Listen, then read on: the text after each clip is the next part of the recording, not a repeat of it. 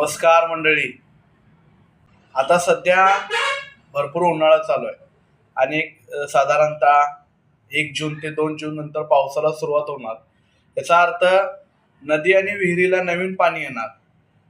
तर त्या संबंधी आपल्या शास्त्रामध्ये काही लौकिक कर्मकांड सांगितलेले आहे. त्यातलाच एक भाग म्हणजे परडी. तर परडी काय भाग आहे बरं, याचा काय अर्थ आहे? सगळे लोक परडी सोडतात. तर परडे हा शब्द रुजू कधी झाला, तर पूर्वीच्या काळी लोक निसर्गाचीच पूजा करायचे, पाण्याची पूजा करायची, वृक्षाची पूजा करायची. त्यांच्या जीवनामध्ये एखादी गोष्ट नाही आहे तर त्या नदीकडे मागायची, म्हणजे पाणीकडे मागायचे.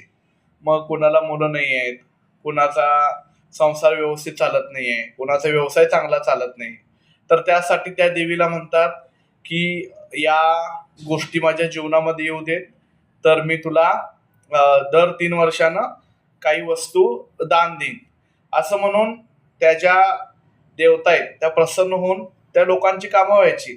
मग तिथून पद्धत पडली जायची की तुम्ही 7 सगळ्या गोष्टी द्यायच्या, 7 पोळी, 7 त्यावर नैवेद्य, साडी, असं एक जे आपला जोंधळा असतोय त्याची थाटी अशी करून स्क्वेअर मध्ये त्याच्यावर घोंगड्या हातरून त्याची पूजा वगैरे करतात.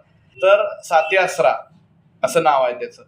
तर साती आसरा सगळ्यांच्या मध्ये असते. काही लोक घरामध्ये पूजा करतात, काही लोक नदीवर जाऊन फक्त नदीची पूजा करतात. तर साती आसरा शब्द कशावर आला, तर सप्त अप्सरा याच्यापासून आलेला आहे. तर या देवी काय म्हणतात की आम्ही या गोष्टी देईन, पण तुम्ही काहीतरी आम्हाला त्या बदली द्यायला पाहिजे दर 3 वर्षांनी, अशी पद्धत आहे ती.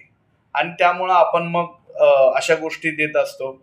तर हे कधी करायचं, तर कोणत्याही सोमवारी, म्हणजे नवीन पाणी यायच्या आधी, साधारणतः एप्रिल-मेच्या दरम्यान अशा गोष्टी करत असतात लोक.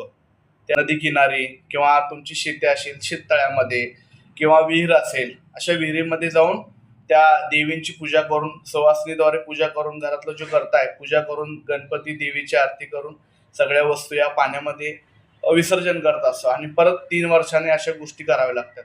त्या अडचणी येऊ नयेत, घरामध्ये रोगराई येऊ नये, घरामध्ये सुख शांती समाधान भांडणे होऊ नयेत, सगळ्यांचं आरोग्य चांगलं राहावं, हा यामागील उद्देश आहे. धन्यवाद.